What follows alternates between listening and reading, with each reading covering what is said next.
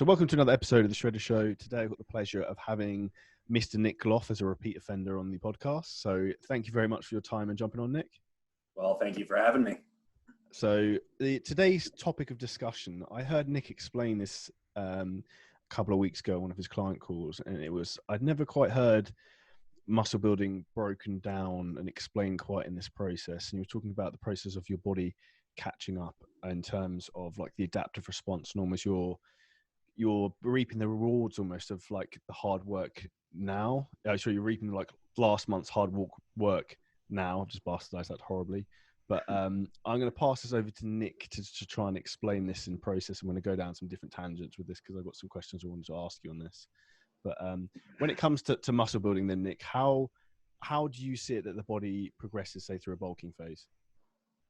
Okay, so this is basically just a talk through on what progressive overload actually is. So I'm definitely not the first one to have used this or said this way, but progressive overload is mischaracterized all the time by just thinking about it as what you're doing on the day is going to be exactly the thing that causes all the following results.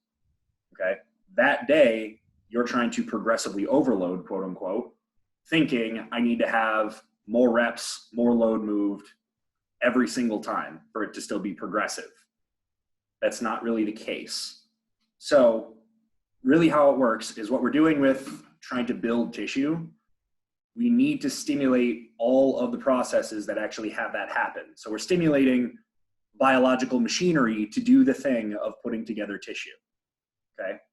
So what we need for that to happen is we need to hit a certain threshold of stimulus to kick off the machinery for it to do that job. That threshold isn't just at the point where you have done something that you have literally never been able to do before. That is having a standout performance, which does mean something, and it does have a very high stimulus attached to it, but you don't necessarily need to have it breach past your base performance by a huge margin for you to have hit the threshold necessary for the machinery for muscle tissue building to happen. Okay? So the way that it really ends up working is it's a long, protracted process. Trying to put tissue on is slow. Every session that you do is adding another iteration onto a long string of iterations that you are breaking down, hitting a certain threshold, and then having that threshold of stimulus accumulate into what that processes have to happen between that point when you finish training to the next time that you train. That's your recovery period. During that time, you are putting on tissue. You are recovering the tissue that's been lost, that's been broken down. That is happening with the muscle tissue that you have just trained. What we're looking at as an overall progressive model is not, though, seeing that we have to get a progressive stimulus, meaning past your absolute best performance ever, every time for you to hit the threshold, and then following that with the small amount, the extremely small amount of actual tissue that you get laid down for every one of those training days. Over time, it's an accumulation of all those tiny amounts that really gets you the muscle growth. So if you're thinking about it in this way, you don't recover entirely from most bouts of exercise within 24 hours. Most muscle groups take much longer than that. They take a little bit more time, depending on which one you're talking about.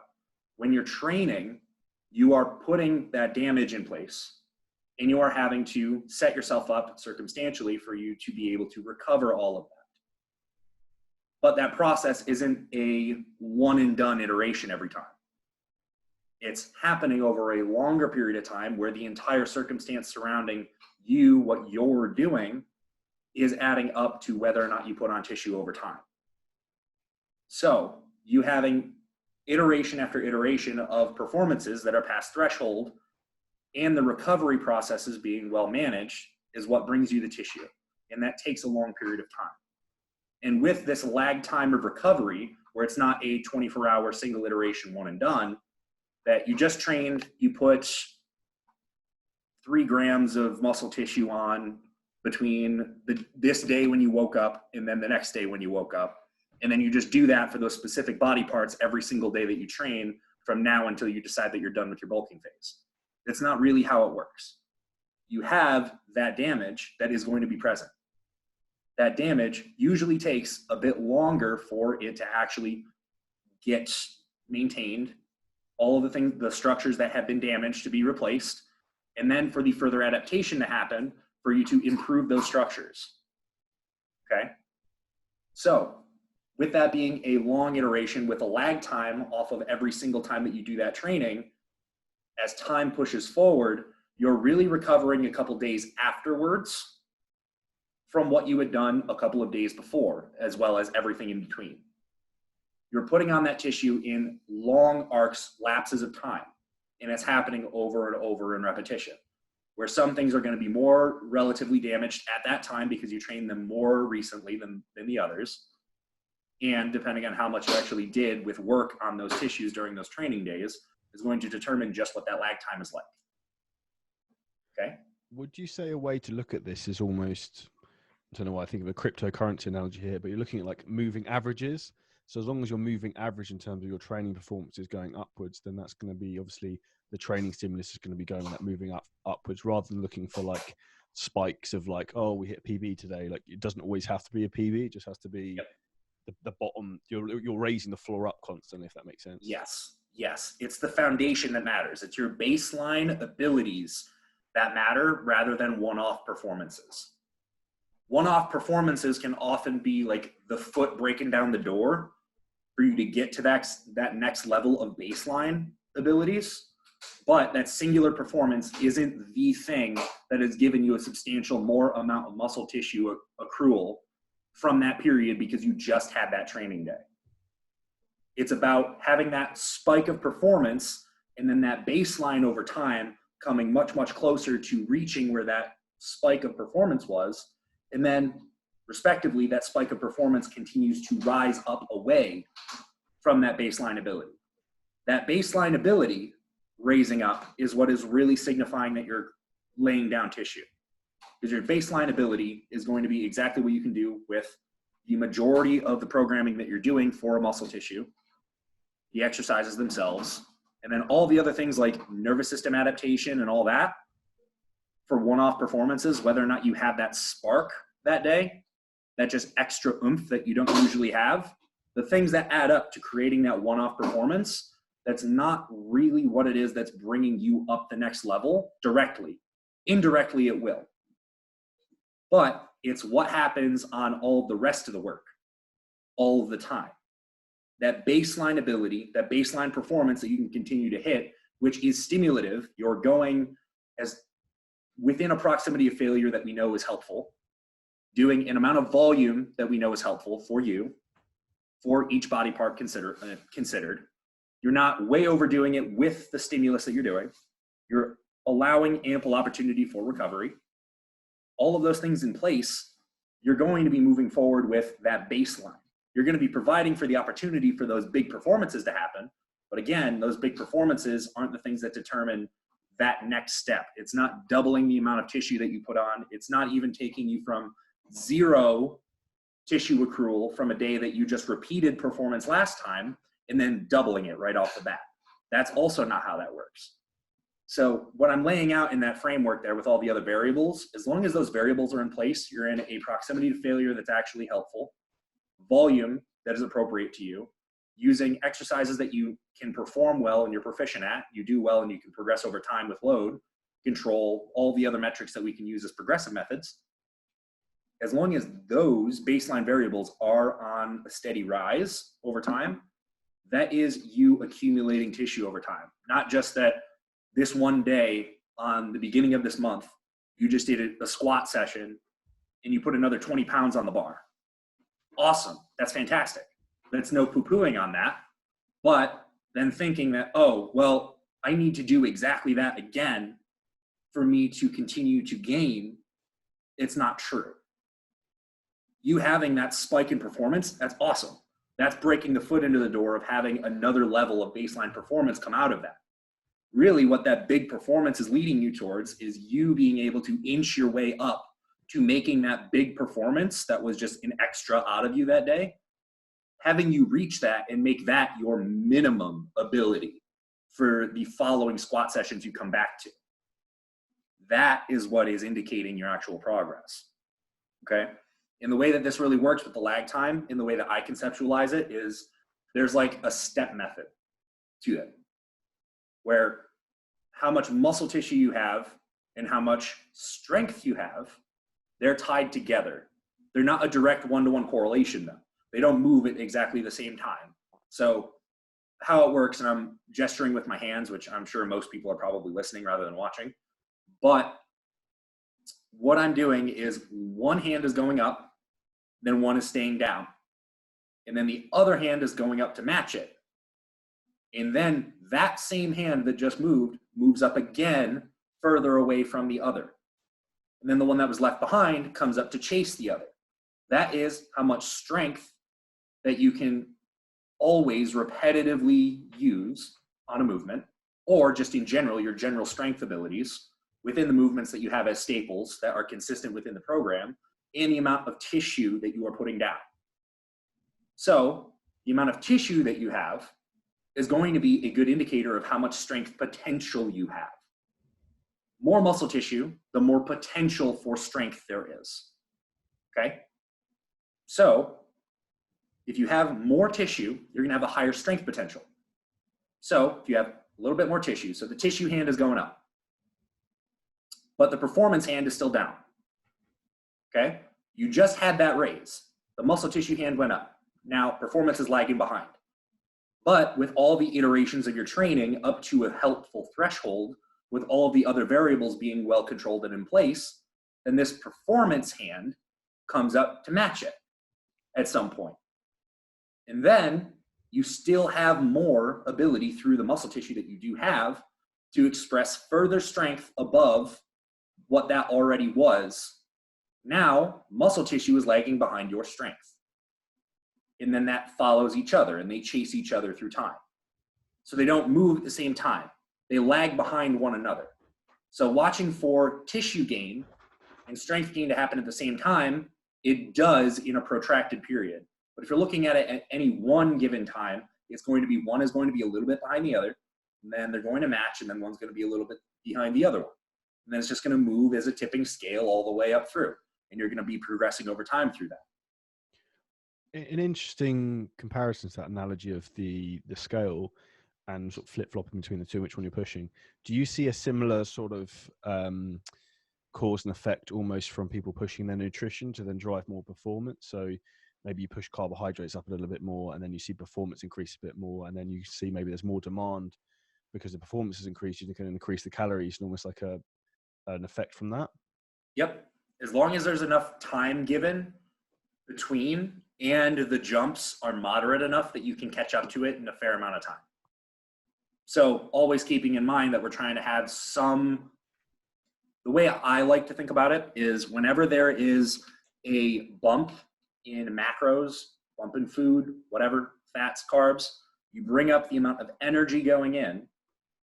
You want to see that the amount that you put in most cases, by the energy is disproportionate to how much scale weight is gained in a short period, which is even further disproportionate from visual changes on the body. Okay, so if you can achieve that, where each one is further disparate from one another, you're in a good spot. But that's exactly what happens. You start pushing up food, everything else stays, you get more energy, your performance can come up, the demand on your energy is going to come up slowly to match that over time with all the recovery demands and everything that you're able to do within session and all the other things that you do throughout the rest of your day, because you're likely going to be more lively anyway with a little bit more food in you, as long as it's not an insane amount of food that's going in, which is going to make you lethargic at some point. That gain should be disproportionate in the amount of food that you put in to the amount of scale weight gain in that short period. Then that scale weight gain should be even further disparate from what you see on the body. Because again, putting muscle tissue down is a long, protracted process where we have very, very small amounts of actual tissue laid down on a day-to-day, week-to-week basis. A very small amount that is accrued during that time.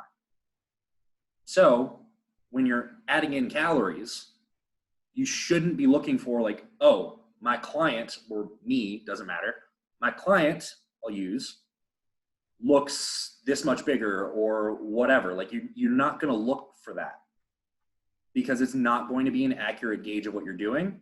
And if you're thinking that you're putting in food and then you're going to directly see them look bigger, especially in a surplus phase, then you're going to be right, because you gave them enough food for them to start putting on fat at a clip that is going to make them look bigger, which is not what you want, because the amount of actual tissue that you can put down of muscle tissue in a short period of time, where you're actually marking that off by like weekly check or bi-weekly or whatever, if you're seeing a visible change over a week to week during a surplus, likely a problem, especially if it's in the middle of that. If it's in the beginning phases, obviously that's going to be different, because if you're starting from a very lean place, you're going to have a little bit more initial change, and then it's going to taper off, and you're going to scale it based off of how much food you can put in at the time, what they can do, their hunger signaling, everything being a little bit off kilter because they just came off of a diet phase. But outside of that transitionary period, and you're into the thick of a surplus phase, there really should not be a visible change from week to week. But you should be able to continue through that long period of time that you're in a surplus phase, still being able to add food and being able to see the scale come up at a moderate to light pace, while still keeping an eye on what the look is like and ensuring that you're not seeing a change week to week. Looking over very broad time is more helpful. That's quite an interesting concept, and like paradigm was the way people think now, is that you're inherently actually not looking to see results visually almost. Like you don't want to see that weekly, which obviously human nature in particular from clients is they want to see, oh, my arms are bigger, everything's bigger. And it's like, that can be cool, but you'll probably, if your arms are bigger in a week, the chances are you're piling on body fat like crazy, which is, I think, the biggest mistake I see guys make when trying to get bigger, is they just throw on weight for the sake of weight, and in 8 weeks they're too fat and they have to go on a diet again. Yep. And then the majority of the time during the year is spent on half dieting, usually, is what happens, because it'll be like 8-week cycles. It'll be, oh, I'm a little too fat, it's time to cut. And then they do kind of a half-assed shitty job of cutting. And then they get to a point where they feel like they're somewhat okay with looking at themselves in the mirror. They like feel like they can train with a t-shirt rather than wearing a sweatshirt for a couple of days. And then they're like, oh, we're good, it's time to bulk again. And then they just move themselves further down the line every single time. And then a couple of years from now, you're gonna be looking back and being like, wow, I actually haven't been lean in like 6 years. And I haven't really gotten that much bigger or stronger. I wonder what happened. Because you had about 4 weeks of effective work within a cut and 4 weeks of effective surplus for every 16 weeks that you went through in the last 6 years. Like, duh. That's what frustrates me, is when you, like, one of the gyms I train at, I see the same people I've seen for like 5 years and they're exactly the same. And I'm like, if it's me, I'd be like, why am I doing this? Because nothing's happening. Do you know what I mean? Yeah, 100%. That being said, in your question there, in terms of obviously growth takes a long time, and I know it's a little bit like it depends. Do you have a recommendation in terms of people you recommend how long they push for in terms of going for size, or do you recommend people aim to get very lean at least every 12, 18 months just to almost resensitize the body and maybe see what's there? It's obvious. Well, you covered it with it depends. Basically. Yeah. So major things to be looking out for is going to be what blood sugar is looking like. That's going to be a really good, easy marker for you to keep track of. What blood pressure is looking like, which is a good general indicator of cardiovascular health at the time. How you generally feel during the day. How your training is going. Tangentially to the blood pressure and cardiovascular health, are you doing any cardio? Are you able to? Is doing your normal working sets feeling like it's cardio for you to just recover from them while you do a couple bicep curls and then you got to sit down for 3 minutes? Problem. Bulk went too far. Much too far. Okay? But if you're keeping track of those things, you know that your general health is okay, and you're looking at all the things that we just talked about, being able to push up food at a moderate pace, doing it only when necessary, and then looking to see that the scale weight is coming up at a very slow pace, and then seeing even lesser change visually from week to week, but you're seeing it over broad time. So say looking at it from like a month to month basis, and you can see change, you're in a good spot. And if you're doing that and you're moving at a slow enough pace, you're going to be putting on as much muscle tissue as you can with as minimal fat tissue as you can through that period. Performance is going to continue to rise, and all of the things that we're looking for are going to go generally well. You get to a certain point though, after long enough of even doing it at the slowest snail's pace, protracted pace that you could do it, which is not what I'm recommending, by the way. It's still within, for my recommendation, it's always to be within a moderate amount of change throughout all of them, throughout time. You don't need to be working at such a snail's pace that you see absolutely nothing for a month before you make a change. It's more about being able to do it accurately to the amount of time course that it takes for actual muscle tissue to get put on, and not tricking yourself into thinking that dumping more and more calories in and seeing the scale move at a high enough amount that you feel like something's happening, which is the problem usually. So that's a tangent that I'll just crush right now. Part of why we see like surplus phases go wrong a lot of times is because our measurement tools being the scale as a primary for trying to see what we're doing with our surplus, we're not all that keen on trying to see very, very small increments of increase over time. Instruments that we're using aren't like super duper exact, and the fact that our body weight is going to change on a day-to-day basis and it's not just a constant thing, that makes it even harder. So what people do typically is they want to guarantee that they're moving forward. And they guarantee they're moving forward by accommodating what they're doing with their body to what the scale tells them it is substantial enough progress to be meaningful. Of which, when we're really thinking about it, when you look at the scale and you see a 0.2 or a 0.4 or a 0.6 or something like that change by pounds or even by kilograms, if you see that tiny little bit of a fluctuation that's still within your normal fluctuation of what your body weight's going to show up as on a given day, even if nothing has changed and you're at perfect maintenance, you're going to see some shift, and it's within the margin of error. So to get around that, most people end up just trying to quicken up the pace and put in enough food so that you see a guaranteed substantial increase on the week to week, which isn't accurate to what your body can actually do with that food going in and what actual muscle tissue can be put on relative to how much energy is needed for it and what your stimulus and training is.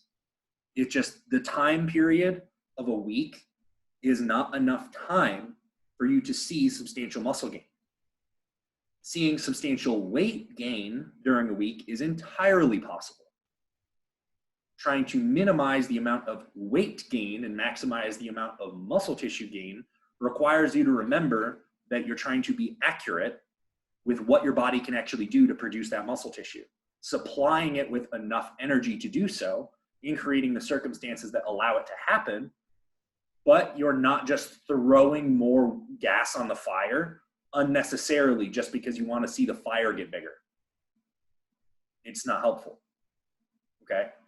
So after that tangent, I don't really remember where I was on the original point. So if you have that for me, remind me. Something I'd be interested in your opinion was, because this is something I tend to notice with myself and also clients in terms of when going through a growth phase, is that initially, say it happened to me recently, like a big bump in, say, carbohydrates up, I almost notice my body composition softens.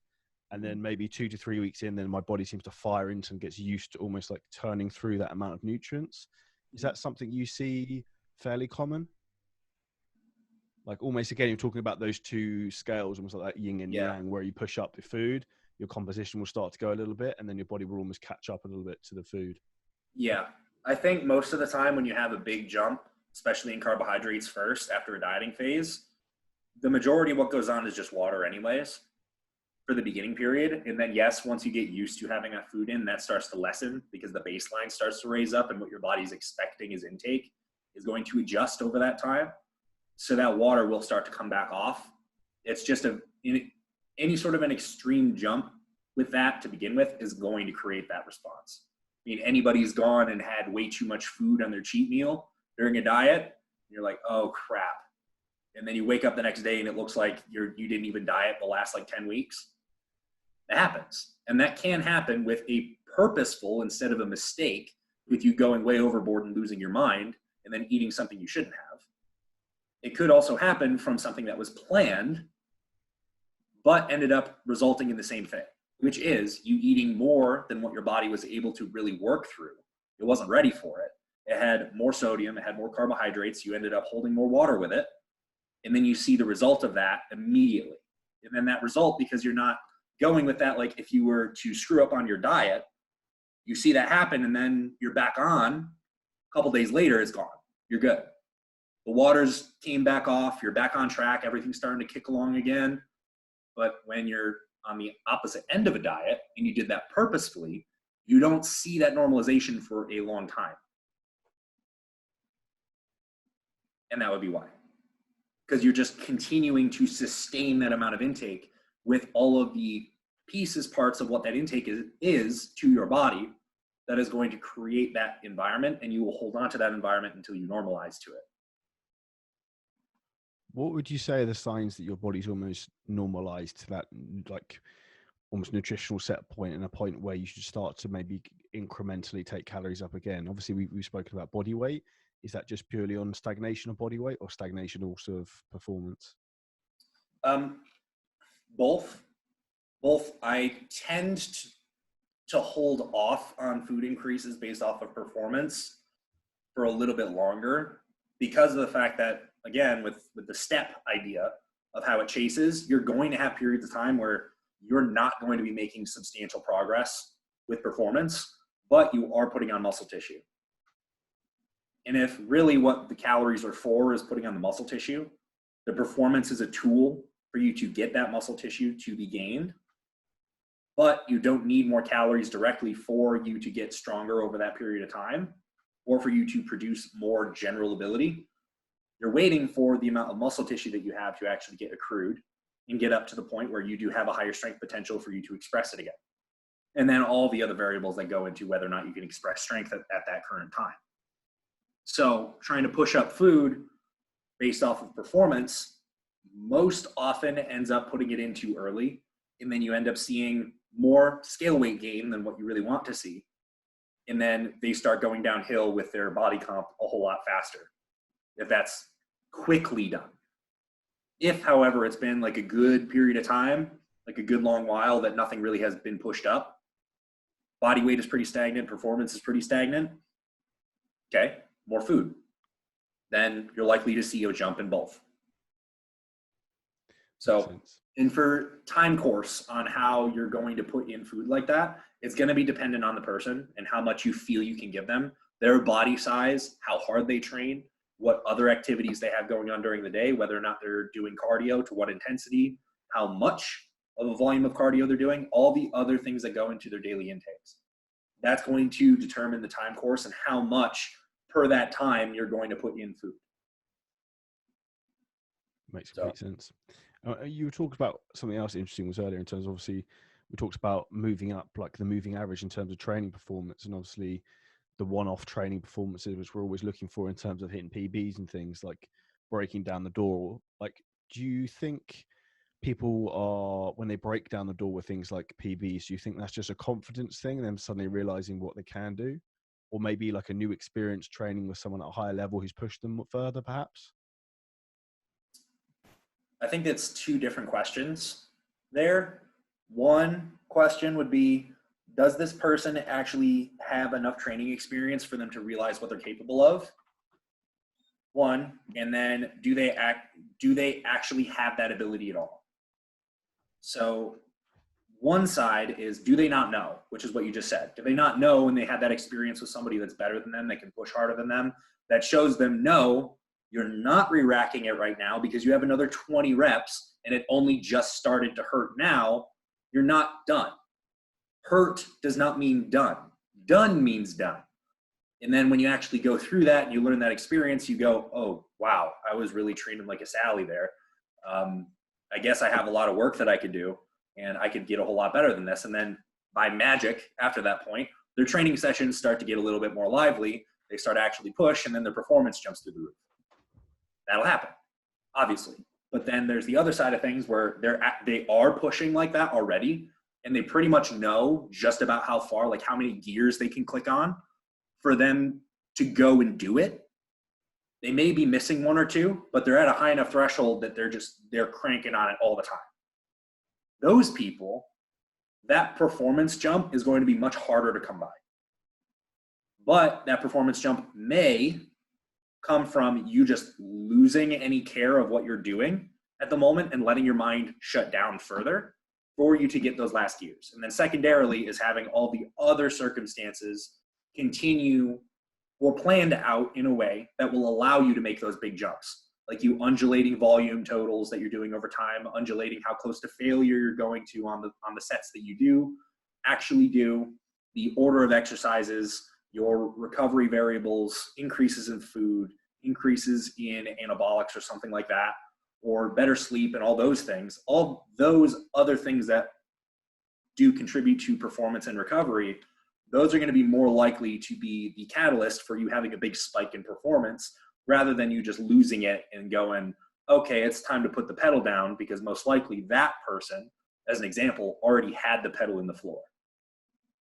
So most often those performance gains that happen with that guy or that girl is from them taking something that is in their cumulative daily to weekly program of how they run their entire daily life.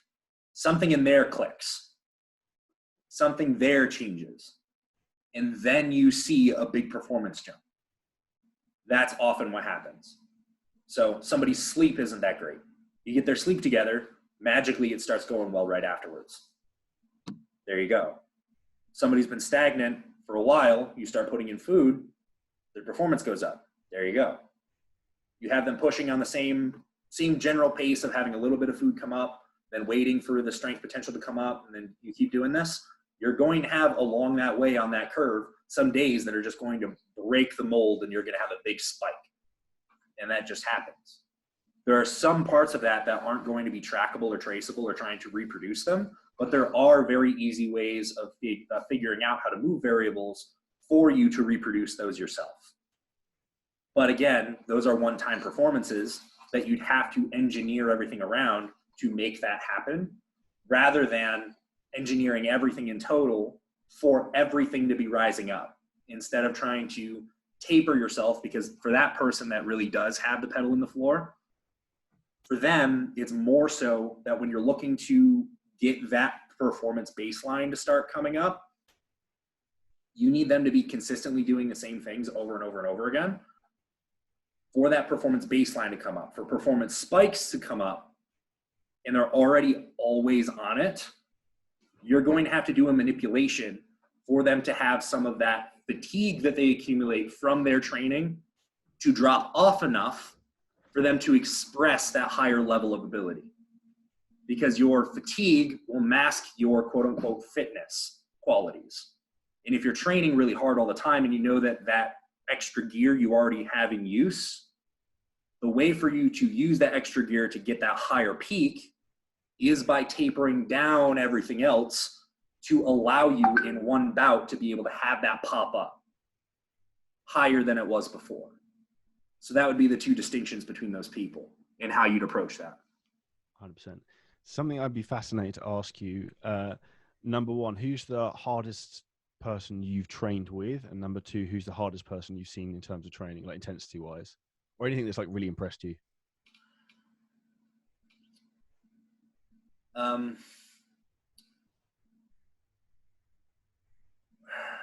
Somebody that I have trained with. Who you were like, holy shit, this guy's on it.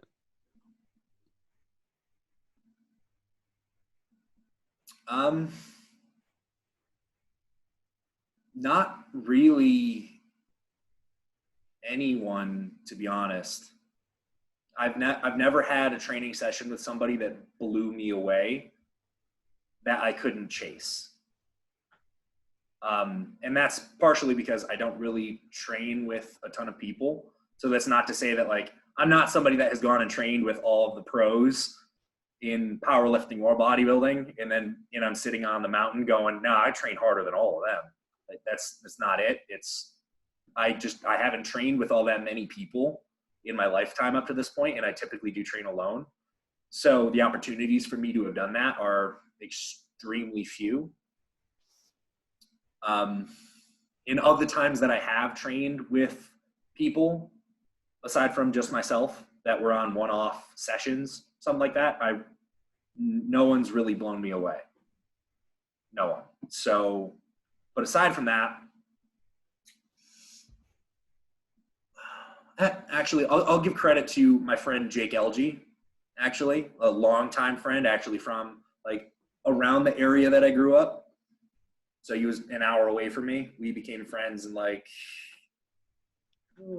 beginning of college for me. We didn't go to the same school or anything, but met through Instagram, and then became friends with some other mutual friends during that time and have been best friends since.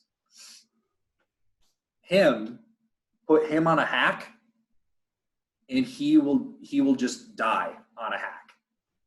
The man is incredible. Like, I've seen him do some insane hack, squat, rest, pause sets that I wouldn't want to try and attempt, although I have. Like, just watching it, you're just thinking about the whole time, like, I cannot, this man is in so much pain, and you can see it, but he's just going, and it doesn't matter. It's like, that's incredible. That has happened on more than one occasion where he's had like 10-minute rest pauses on a hack squat and just goes. So he's like the only other person, aside from myself, that I've seen do that. So I'll give him props on that. So there's that. And then from the outside looking in on people that can really train hard, I think I'd have to give it to Jordan Peters. I think I'd have to. I was expecting that answer. Yeah, I'm sure that you probably were, and probably most people listening would think so as well. But I would have to give it to him because of all other people in, like, especially the high-level bodybuilding world that put up their training and everything, it's kind of more like highlight reel type stuff all the time. And in those highlight reels, it's more so showcasing what they look like while doing it, rather than like, this is the lift. This is what we're doing. This is why, and here it goes, which resonates a whole lot more with me, because you can create a special fancy edited highlight reel video where you're doing a 225 bent over row and making it look really good because you have a tank top on or you're wearing no shirt and you're just doing it and looking like you're trying to work hard. Or you have somebody like JP who is doing a dead stop row from the floor with 5 plates and is just doing it. That is much harder training than somebody that is arguably going to be a better bodybuilder, quote unquote, in the competitive world, that is just doing some Sally shit on camera to show that they're training hard. So, yeah. I have to say, Sally shit's a new expression I haven't heard before, so I might start adopting that. The other name that comes to mind is actually another British guy, James Hollingshead. So yeah. I remember like 2 to 3 years ago, I trained with him a couple of times, and the first time it was a real eye opener. And you know, we talked about someone like you talked about earlier about the foot kicking down the door. That was probably very much one of those experiences for me, because you're like, holy shit, this is okay. I understand now. Like, you realize that glass ceiling you had in your head, like, it's just something you created for yourself. And it's the same thing I see in fitness business and everything. People create these false illusions of what they're potentially capable of and hold themselves back. Yeah, I can get that. I would put Hollingshead up in the category, definitely. And actually, on most of the UK bodybuilders that I see do their thing are definitely at a higher standard than anybody else that I see. So So with your own training technique and style, Nick, I would think it's fair to say it's slightly unique in terms of the way you set things up and your approach to some degree. It's almost like a blend of different approaches. Like, how has that come about? Obviously through your own personal experience, but how has that come to fruition almost? it's come together over years of trying everything and going and trying to stand on each one of the hills and then dying with my shield on those hills and then deciding that, on my next life, I'm going to try another one. And eventually, after you've stood on enough of them and you figured out exactly what the weak spot was in your armor. Oh, hold on. Sorry. When you've stood on those hills long enough and you knew you were there to witness the chink in your armor get exposed and then you get knocked off the hill, you end up learning eventually which hills to stand on and which ones not to. And by the end of it, you end up realizing that none of these hills were a good place to be. You're just trying to pick the best bad isolated option. And so after going and trying to dig deep into each one of them, of like the main sectors of what like people are doing for their training and which ones are popular at what time, and then taking all the detractors, taking everything that they say seriously, taking the proponents and everything they say seriously, trying to weigh them, go through the experience of doing them, and then seeing how it works out. And then finding for yourself through experience what the holes of those things are, and then move forward by, pulling out the things that aren't going to be the most helpful to you. And then you just keep on with the rest of the structure that you found that was helpful. Then over enough iterations of that, you come to a better place than you were before, which is definitely not going to be the final destination because this is a further iterative process that happens through forever. As long as you're trying to continue to progress and get better at what you do, as long as there's still more iterations, you're going to keep learning. There's going to be more, but with each one of those iterations, you get a little bit closer to something that is holistically built with all of the foundations of everything else that you've done before that you knew worked, and then balancing off all of those characteristics against each other to build something that works with it all in tandem. And that's kind of where I ended up getting to this point now, where I've literally done everything. I've tried just about everything and gone through to find that what is going to work is going to work. And then you have to modulate some variables to make the thing that is going to work actually do so. And that's it. That's as simple as it is. It doesn't have to be all that much more complicated than that. And trying to use a specific branding title of what the considerations of that training is ends up leading you down a rabbit hole of trying to further specify into this one area of something that ends up excluding out all of the things that are good about everything else. And then you just double down and double down and double down into what you think is best. And then you don't actually take anything from anywhere else eventually.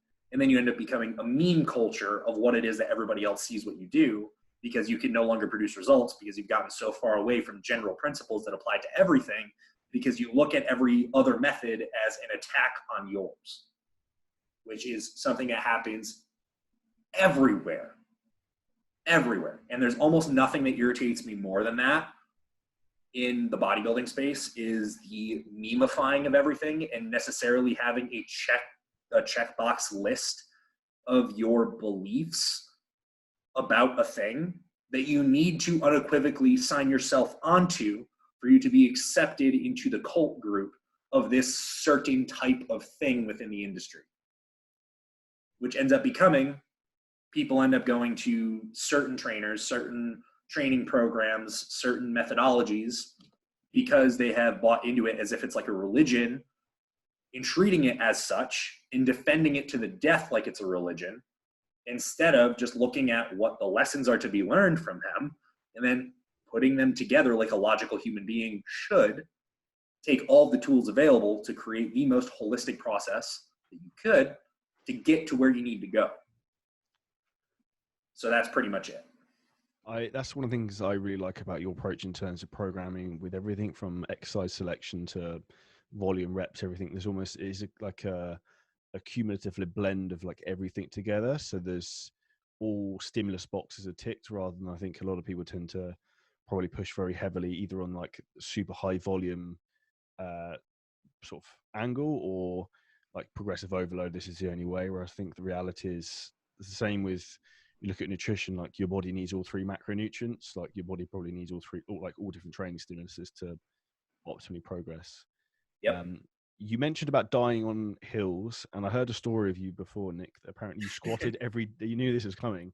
You squatted every day for a year. Yeah. I'll redact that too, change that to I squatted every training day. Okay. So not 7 days a week for an entire year. No, but every training session that I did for over a year, yes, I did squat. And it wasn't intelligently done.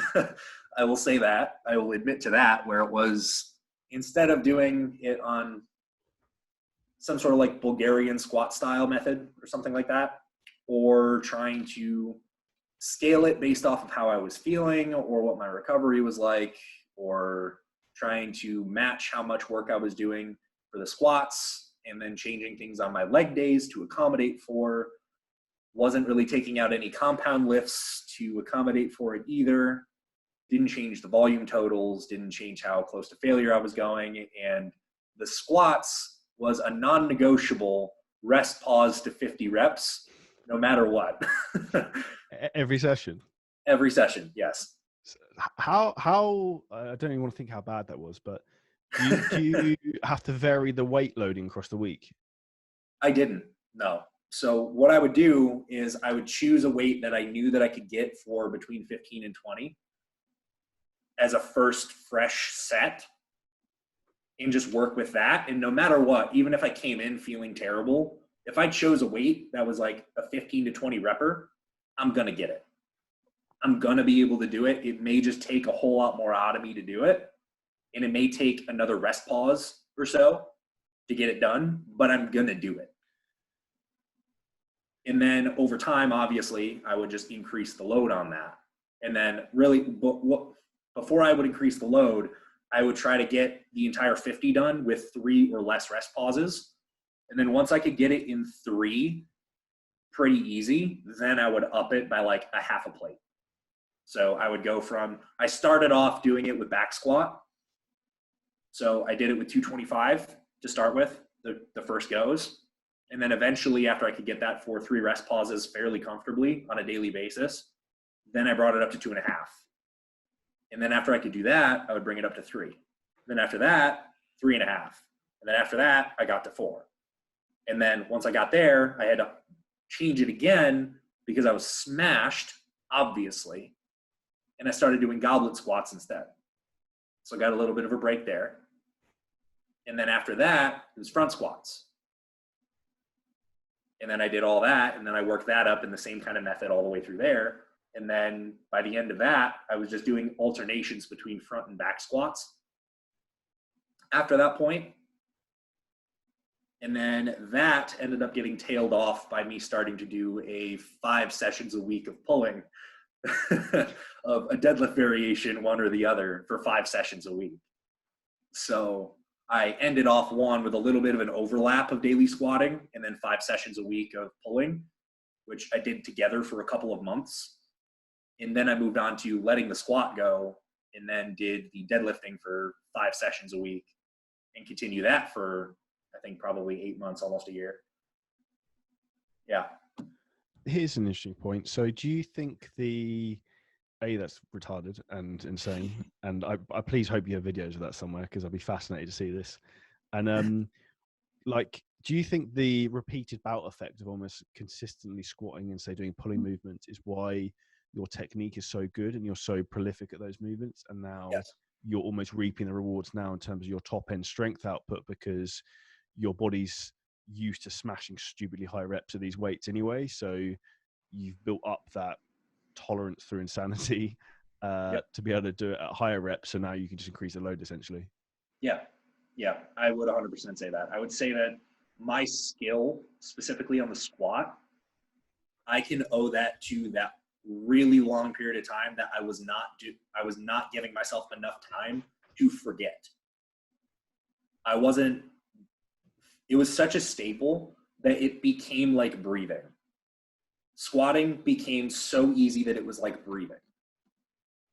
From repetition of doing it on a nearly daily basis at a fairly high volume over and over and over and over and over again for the period of a year. Doing that 100% brought my skill level on the movement up by a ridiculous margin from where it was to start with. From where it was to start with before I did that, part of the impetus of me trying to do that is because my squat was terrible. It was awful, horrible. I was one of those people that back in the day, and I have some old college buddies that could vouch for this, that there was at one point that I was like, squats just don't fit me. And deadlifts just don't fit me. So I'm just not, it's just not for me. I'm not that great at them. And then like I would try it and then I would not do them well because obviously I wasn't doing them and I wasn't being honest with myself with how much I could actually do. And then I would just further convince myself that, no, I'm just not built for it. I can't do it. So I started from there. And then I was like, no, screw this. This isn't right. I need to figure this out. And the way I figured that out is you're going to go by trial by fire. This is you learning how to swim because your dad just kicked you in the back into the pool. That's this. You just throw yourself in the fire and then you figure it out. And I didn't give myself the option not to. And so I had to go through like the initial phases of this is terrible. I don't know what I'm doing. This doesn't feel good at all. But then all the while knowing I'm not going to back down, this is what I'm doing. So I had to figure out like, what are the problems? Why do I feel like I can't do this? And then instead of blaming it on my structure, I started going, well, what functions am I missing that is making this feel so terrible and have it look so bad? And so I started to work through and uncover all of those stones that needed to get overturned for me to figure out what functions I was lacking that held me back from being able to even do it properly. And then breaking through those, obviously you get to do things properly. Your ability to do the thing is that much better immediately. Your proficiency jumps a wicked amount when you actually just have the ability for your body to do the thing. And that was the initial. And then through the practice of it and just going over time and over time and over time, getting even more skilled. And then even with, I can give a little bit of credit to this unorthodox method of doing it every day with a rest pause, is that I got really, really good at being able to do the pattern and replicate it within a very, very close margin of my normal, like an 8 out of 10 execution, even while being dead, having nothing, being at the end of like having a 15 rep load on my back and getting it to like 24, getting used to feeling like you're going to pass out like now, but you have no thoughts other than I'm standing, I'm going to squat, and I'm going to come back to standing. And you learn how to do that in going through the skill and building the skill of replicability of the pattern while under extreme amounts of fatigue. You end up having the muscular system be really robust in its ability to hold everything in place so that you don't end up compromising your form by that much of a degree. You have the mental fortitude to understand that when you think it's over, you have a whole hell of a lot more that you know you can do. You just have to decide that you're going to do it, which is another asset there. And then understanding just how far that goes, how long of a leash that really runs for, gives me, the ability for my squatting now, today, for me to go with a load that is something that I've never touched before and go, well, if I feel like I'm going to die, I probably have a couple more.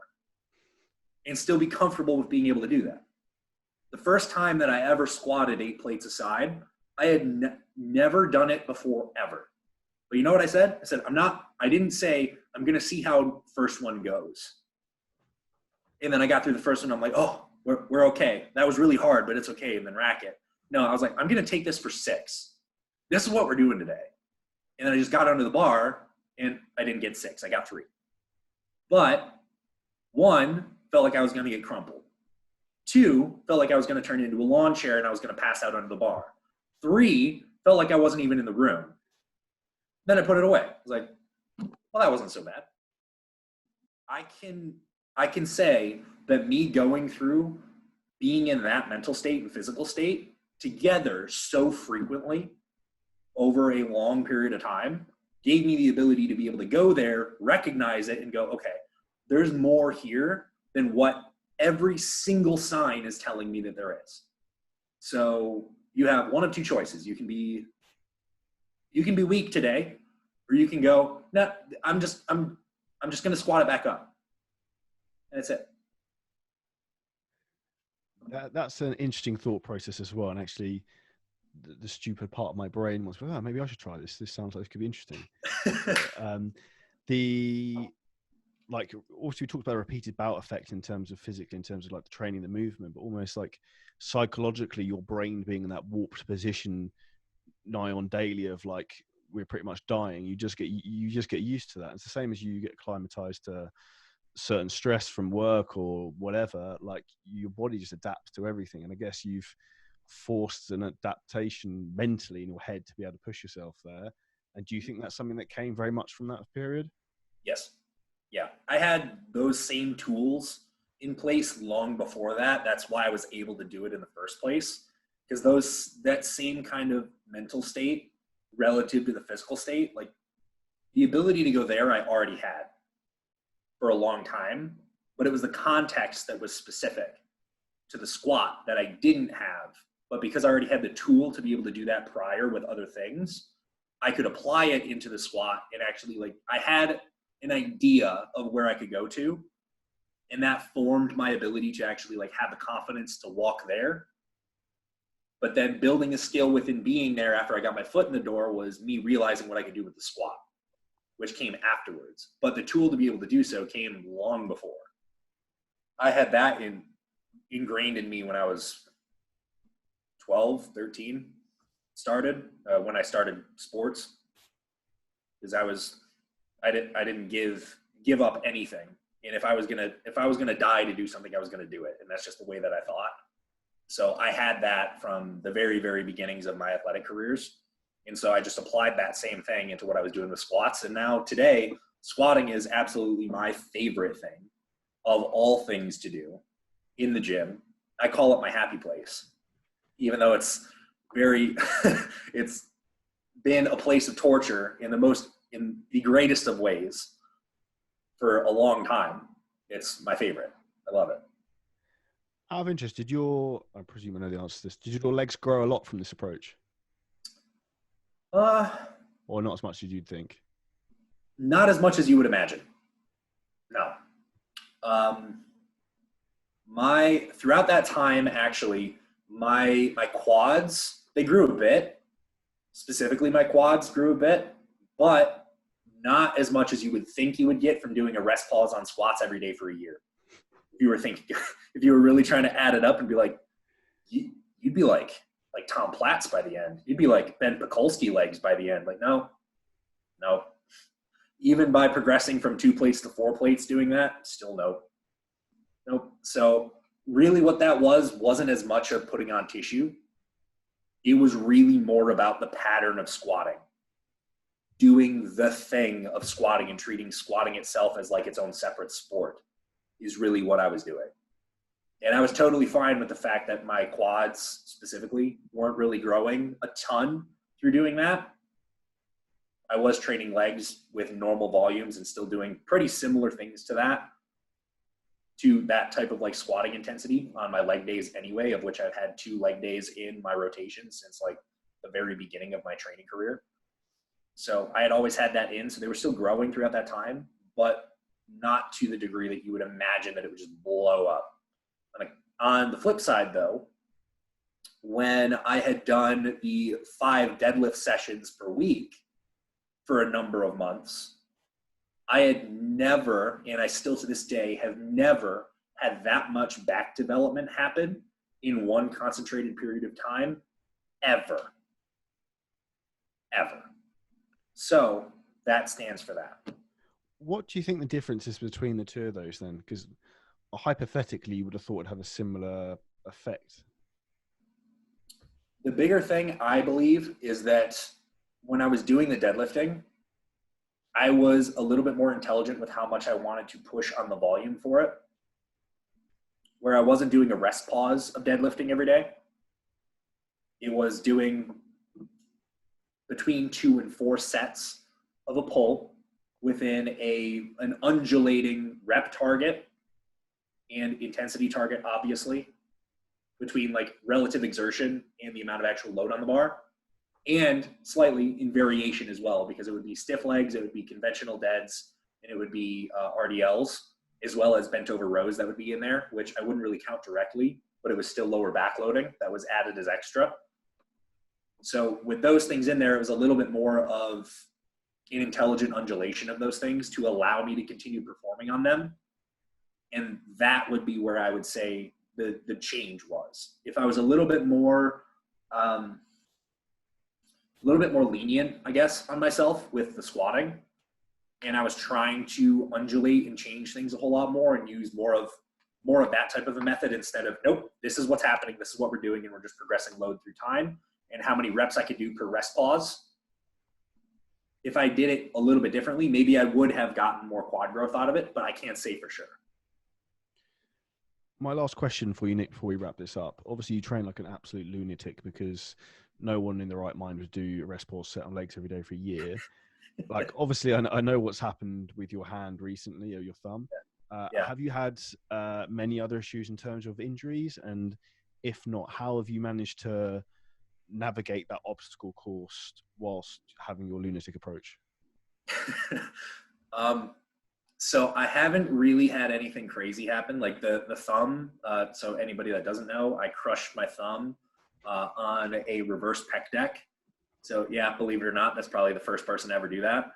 But so pec deck, 2 horizontal handles, had my thumb on the inside of one, dropped the stack, and the 2 horizontal handles, of which my finger was between them, just crushed the finger and it blew up like a grape. So that's what happened. And that's 6-ish weeks ago now that it happened.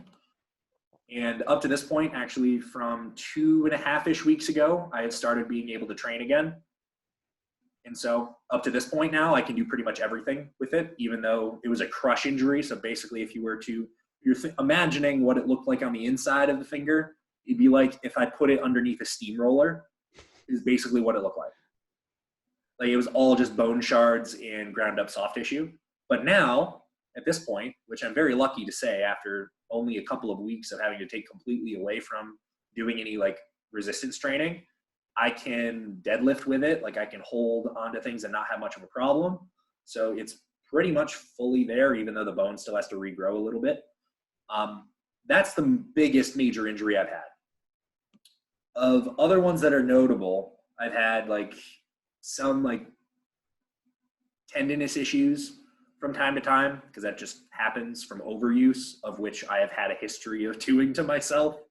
So I've had overuse injuries where I've had like some quad tendonitis, some patellar tendonitis, some difficulty with some like tenderness at the IT band at the lower leg,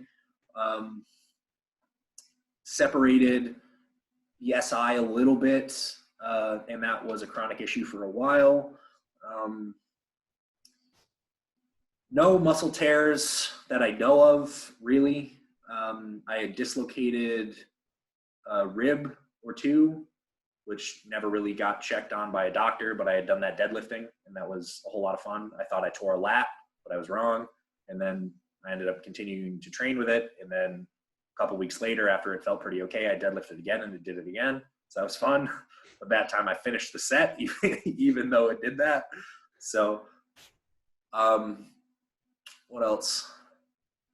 I've had some like radial nerve issues in my shoulders and my arms, which is again from an overuse and from not having things properly adjusted for mechanics at the shoulder, of which I have learned since. I tore a right medial meniscus. That happened 3 years ago. I think, which has never been repaired or worked on or opened up or anything. I just left it. So. And you still scored any plates on that? Yeah, without a problem. A meniscus injury like that isn't like a huge deal for that, as long as everything else is still intact, of which I'm pretty sure everything else is intact because I don't really have any other issues with that. But actually, I tore that by doing a bodyweight squat at the end of my deload week, where I had done nothing for an entire week. And before like crawling into bed, I was just stretching a little bit, and then I did a bodyweight squat and just like, bam. No. Of all times, that happened like that. And then that's a sick irony. Yeah, it's terrible, isn't it? To be fair, I thought I had something like that today. I was you're talking about back squatting. I haven't back squatted for probably a year, and I had to film something for a YouTube video, and I was like, okay, I need to do this. And it literally felt so awkward when I was at the bottom, and after I like re-racked the weight, I just felt my back pop, and I was suddenly like, you know, when you feel something going, you're just waiting, it's like, is that going to hurt? And it was like, it's fine. But yeah, I know that feeling. Yeah, and you're like, oh, wait, we're good. Yeah, it's that delayed onset effect. You're like, you just waiting for it to come, and there's nothing, hopefully. Yeah. Yep, I know what that's like. So thank you so much for your time today, Nick. We'll wrap that up there. For anyone to find out a bit more about you, see some more of your training sanity and also some of your methodology, where's the best place for people to find out about you? Instagram. Just my name on Instagram has everything that you would want to connect me with in my bio. So at Nick Gloff, just spelt exactly how it sounds. Awesome. As long as you don't pronounce my name as Golf. In that case, you will be wrong. It's GLOFF. Yes. Yeah. Good job. Easy peasy. And if you guys loved this episode, which I'm sure you did, please make sure you head back and listen to the previous episode I did with Nick.